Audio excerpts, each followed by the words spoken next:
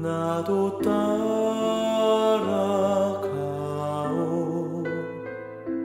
모든 물과 피를 흘리신 그 길을 나도 가오. 험한 산도 나는 괜찮소.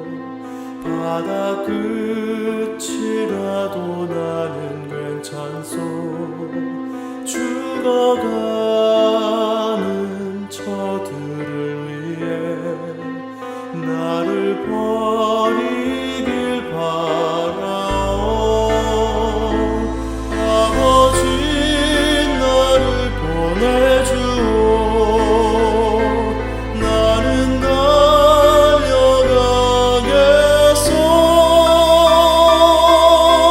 목숨도 아끼지 않겠소. 나를 보내주오.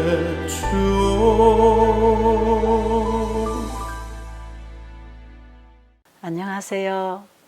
오늘도 우리가 사도행적 공부하겠습니다. 오늘은 사도행적 56장 밤모섬입니다. 이제 요한이 밤모섬으로 정배당하는 얘기. 자, 그러면 본문의 말씀 읽어드리도록 하겠습니다. 요한계시록 1장 9절. 나 요한은 너희 형제요 예수의 환난과 나라와 참음에 동참하는 자라. 하나님의 말씀과 예수의 증거를 인하여 반모라 하는 섬에 있었더니. 예수님께서 성천하신 이후에 사도들에게 성령이 임하시고 성령 받은 사도들이 복음을 전파하기 시작해서 그 시대에 사람들이 사는 곳에는 대부분 이 복음이 전파되었다고 하는 것입니다. 그런데 한 반세기가 지나는 동안에 사탄은 복음이 이렇게 확산되어 나가는 것을 가만히 보고 있을 리가 없잖아요. 그렇기 때문에 많은 반대와 핍박이 왔습니다. 예수님을 없애버리려고 했던 가장 영향력 있는 사람들이 유대교 지도자들이었잖아요. 그 제자들이 능력을 받아서 예수님이 하신 그 사업에 사명을 받아서 일을 할 때에 또 이들을 가장 없애버리기를 원했던 사람들이 유대교 지도자들이에요. 이들이 이 복음을 거절하고 복음 전도자들을 없애버리려고 했던 근본적인 정신이 뭐였느냐 하면 시기심이었습니다. 시기질투. 지도자보다 더 훌륭한 평신도가 일어나는 것을 원치 않았지요.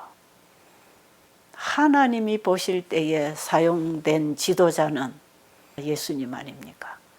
그리고 예수님의 성령을 받아 일하는 제자들 아닙니까? 그런데 그들은 이 땅의 조직에서 지도자로 임명받은 그 권세를 가지고 하나님이 세운 지도자들을 없애버리려고 하는 거였지요.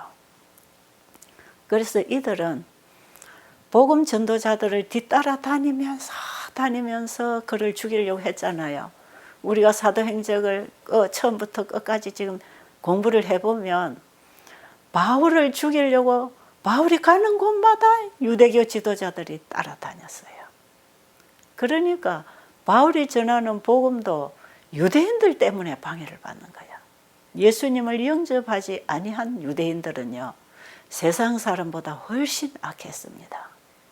지금도 예수님을 개인의 구주로 영접하지 아니한 교인들이 복음 사업에 방해를 놓고 있다는 거 아닙니까? 그래서 이들은 결국에 가서는 로마 정부의 지지를 받는 데까지 성공하게 됐어요. 그래서 나중에는 로마 법으로 이들을 다 처형합니다. 이런 강렬한 박해가 일어나고 있는 이런 상황에서도 그 신자들이 흔들리고 연약해질 때마다 요한은 그들에게 내가 본 예수님은 하나님의 아들이요 태초부터 있는 생명의 말씀이 우리를 구원하기 위하여 이 땅에 오신 메시아라는 사실을 분명하게 증거했습니다. 나는 그분과 함께 3년 반 동안 그분이 하시는 일이 뭔지를 다 봤다.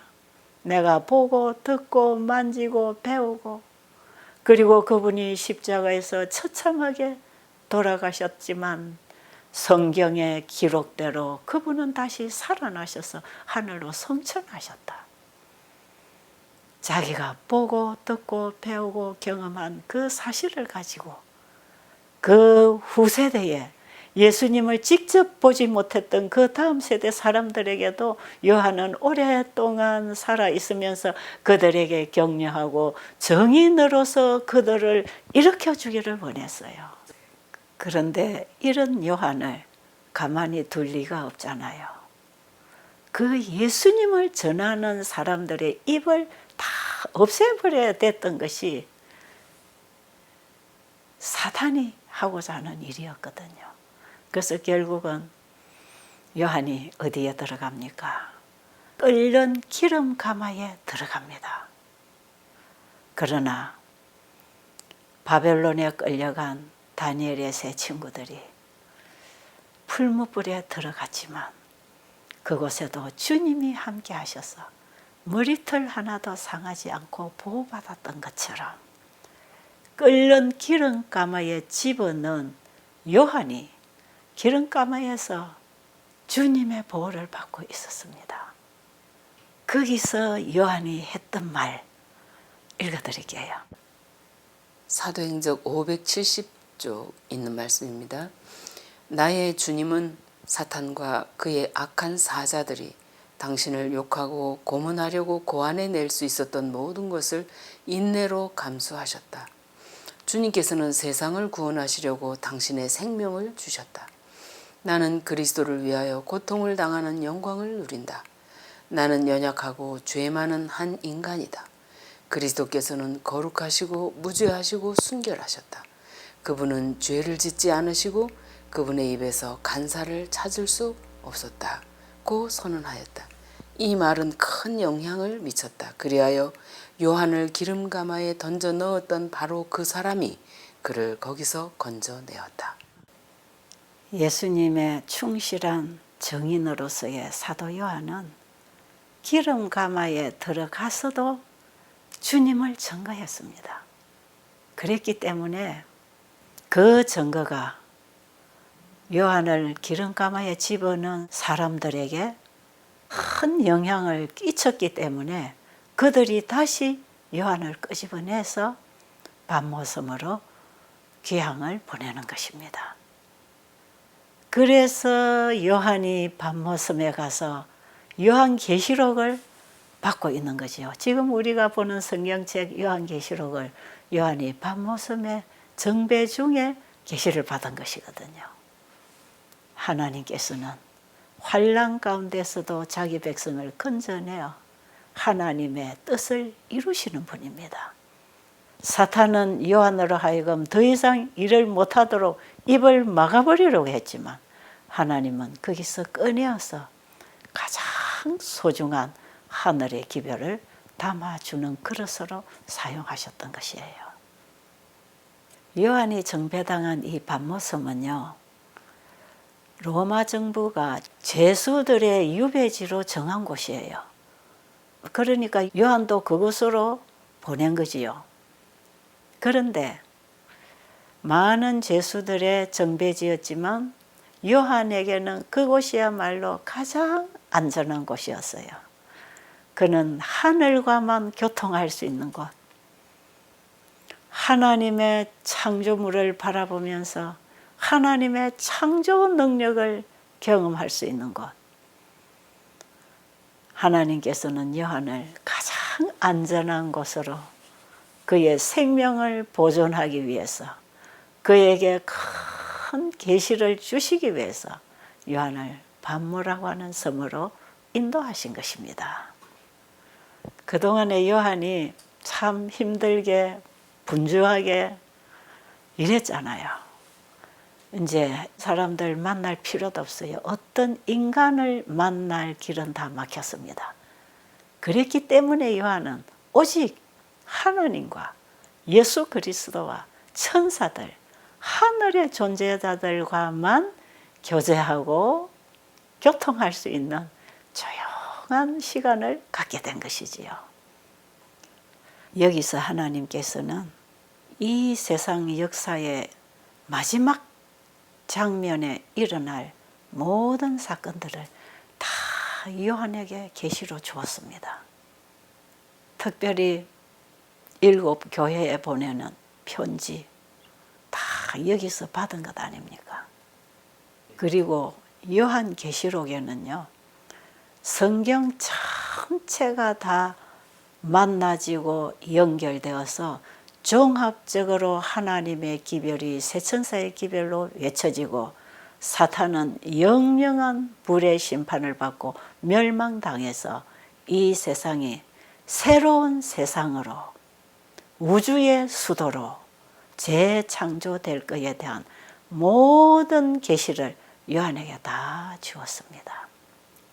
창세로부터 마지막까지 지구 역사의 전체적인 선악의 대쟁투의 드라마가 어떻게 끝날 것인지, 마지막 예수님의 승리로서 이 지구는 사단의 손아귀에서 건져내어 영원한 하나님의 세계로 세워주실 그 놀라운 미래에 대한 계시까지를 요한에게 다 주었던 것이에요.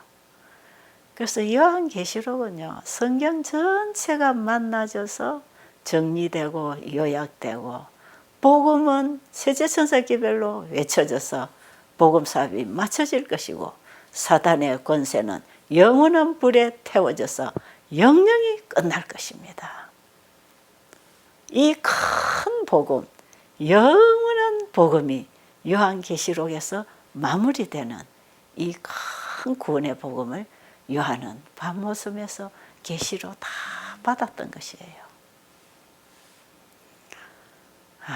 예수님의 사랑받은 제자 요한은 이렇게 해서 주님의 가장 유용하게 쓰임받을 수 있는 제자로 마지막까지 남아서, 동력자들이 다 순교장으로 가고 끝난 그 마지막 세대에 요한은 크게 복음 사업을 마무리할 수 있는 빛을 다 받았던 것이에요. 자, 그러면 하나님께서 요한의 노년을 어떻게 사용하셨다고 하는지 다음 말씀을 읽어드리도록 하겠습니다. 사도행적 572, 573 요한의 생애의 역사는 하나님께서 연로한 교육자들을 쓰실 수 있는 방법에 대한 뚜렷한 예증이 된다. 요한이 밤모섬에 유배되었을 때에 많은 사람들은 그의 봉사가 끝났으며 언제 꺾일지 모르는 낡고 상한 갈대로 생각하였다. 그러나 주께서는 여전히 그가 쓰시기에 적합함을 보셨다. 비록 이전의 활동의 현장에서 추방되었을지라도 그는 진리를 증거하기를 그치지 않았다. 밤모섬에서도 그는 친구를 사귀고 계심자들을 얻었다. 그의 기별은 기쁨의 기별로서 구주께서 그들을 데리러 돌아오실 때까지 하늘에서 그분의 백성들을 위하여 중재하시는 부활하신 구세주를 선포하였다. 요한이 그의 모든 이전 생애 동안에 받았던 것보다 더 많은 하늘의 기별을 받은 것은 주를 섬김으로 나이가 많아진 후의 일이었다. 여러분, 지금 읽어드린 이 말씀은 평생을 복음을 전하면서 살아온 복음 교역자들이 아니면 막연한 얘기로 들릴 수도 있어요. 그러나 평생을 복음을 전하고 이제 나이가 늙어서 이제 나이의 일이 다 맞춰졌다고 생각하는 이런 분들, 은퇴하신 목사님들, 복음 사역의 현장에서 이제는 물러났다고 생각하는 이런 사람들, 이런 사람들일지라도 그 복음 전도자의 노년에 복음을 가진 자를 하나님이 어떻게 사용하시는가 하는 부분을 기록하고 있는 것 같지 않습니까? 저는 이 요한의 노년의 얘기가 나의 노년의 얘기가 되기를 바랍니다. 저도 그렇게 되고 싶어요. 나이가 들어갈수록 더욱 하나님을 아는 지식이 증가해서 후배들에게 이 복음을 확실하게 증가해주고 마지막을 마칠 수 있는 그런 주님의 종 되고 싶어요. 아마 복음을 전하고 지금까지 걸어온 복음 사역자들이 이렇게 될 것을 얼마나 소원하겠습니까?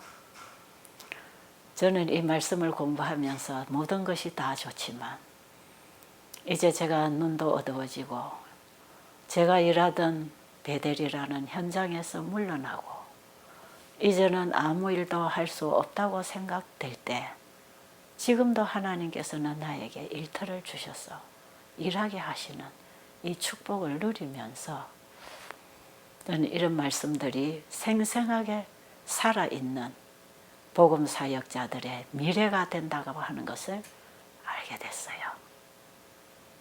자, 우리 모두 나의 미래가 요한과 같은 이런 하나님의 종으로서 우리의 일생을 마칠 수 있다면 얼마나 복스러운 인생을 살았다고 할 수 있겠습니까?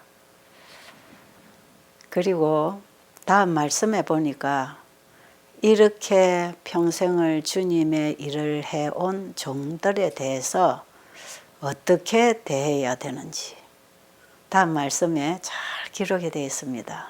같이 한번 읽어보도록 하겠습니다. 사도행적 573. 그들의 생애의 관심이 하나님의 사업에 결부되었던 이들에 대하여 가장 친절한 배려가 있어야 한다. 이 노령의 일꾼들은 폭풍과 시련 가운데서도 충실히 섰었다.